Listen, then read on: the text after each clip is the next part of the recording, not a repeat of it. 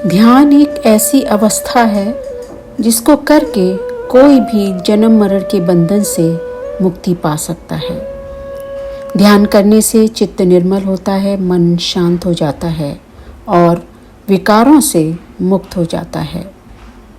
दुनिया में ध्यान की कई विधियां हैं। इनमें सबसे प्रमुख विपश्यना ध्यान है।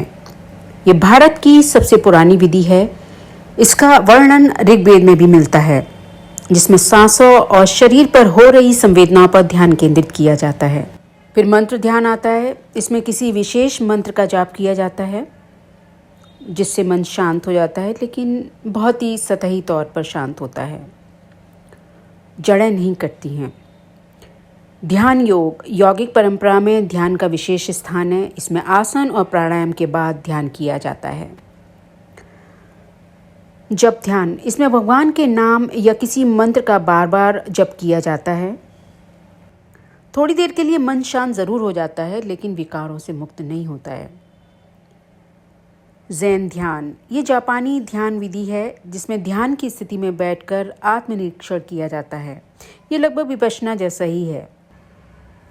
साउंड मेडिटेशन, इसमें ध्वनि जैसे गायत्री मंत्र, घंटी या अन्य प्राकृतिक ध्वनियों पर ध्यान लगाया जाता है।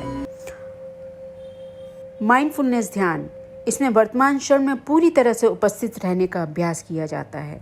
जैसे आप खाना खा रहे हैं तो खाने पर पूरा ध्यान लगाया जाता है। आप चल रहे हैं तो पैरों के उठने और गिरने पर ध्यान लगाया जाता है। कोई चक्रों पर भी ध्यान लगाता है। हमारे शरीर में 7 चक्र होते हैं जिनको प्लेक्सिस भी बोलते हैं, उन पर भी ध्यान लगाया जाता है। ये सब विजुअलाइजेशन है।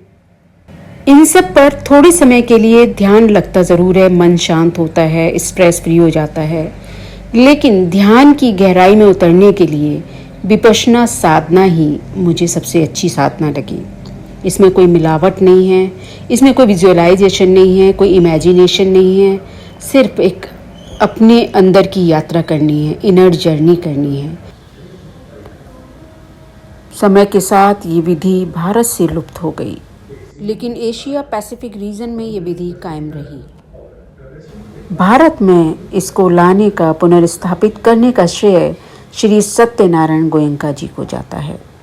विपश्यना का शाब्दिक अर्थ है चीजों को वैसा ही देखना जैसी वो वास्तव में है। आज से 2500 साल पहले ये विधि बुद्ध द्वारा सिखाई गई थी, जो हमें हमारे भीतर गहराई से झांकने और सच्चाई को देखने में मदद करती है। विपश्यना ध्यान मन और शरीर दोनों में जागरूकता पर जोर देता है। इस अभ्यास के माध्यम से आप अपने विचारों, भावनाओं और शारीरिक संवेदनाओं में अंतर्दृष्टि यानी कि इंसाइट प्राप्त कर लेते हैं। इस विधि से मन और शरीर के बीच एक गहरे संबंध को बढ़ावा मिलता है। विपश्यना आपको अपने आंतरिक अनुभवों की सूक्ष्मताओं का पता लगाने में भी सक्षम बनाती है और अंततः गहन व्यक्तिगत विकास और परिवर्तन की ओर ले जाती है। विपश्यना ध्यान का अभ्यास सरल है, लेकिन यह हमें जीवन की सबसे गहरी सच्चाइयों से अवगत कराता है। इसमें हमें केवल अपने सांसों के आने और जाने की प्रक्रिया पर ध्यान केंद्रित करना होता है और शरीर की संवेदनाओं पर। हर सांस के साथ हम अपने शरीर और मन की विभिन्न अवस्थाओं का निरीक्षण करते हैं। धीरे धीरे हम अपने भीतर के विचारों, भावनाओं और संवेदनाओं को केवल एक दर्शक की तरह देखने लगते हैं, बिना किसी प्रतिक्रिया या मूल्यांकन के। इस साधना से हमें मानसिक शांति, आंतरिक शक्ति और आत्म जागरूकता की प्राप्ति होती है। विपश्यना में ध्यान साधना की गंभीरता को बनाए रखने के लिए कोड ऑफ कंडक्ट होता है। 10 दिन आर्य मौन का पालन करना होता है। आर्य मौन का मतलब आंखों से भी बात नहीं करना और ना ही कोई इशारा करना। आपको बाहरी दुनिया से कोई संपर्क रखने की अनुमति भी नहीं होती है। फ़ोन और गैजेट आगमन के दिन ही कार्यालय में जमा करा दिए जाते हैं। 11 दिन तक रहने खाने की उत्तम व्यवस्था होती है, जिसका कोई शुल्क नहीं लिया जाता। 10वें दिन आप अपनी श्रद्धा से दान दे सकते हैं, क्योंकि सारी व्यवस्था ही दान से चलती है। कई टेक्निक ट्राई करने के बाद मुझे विपश्यना ही अच्छी लगी। क्योंकि ये कमर्शियल नहीं है, श्री श्री रविशंकर, ओशो और अन्य सन्यासियों द्वारा चलाए जा रहे कोर्सों की तरह।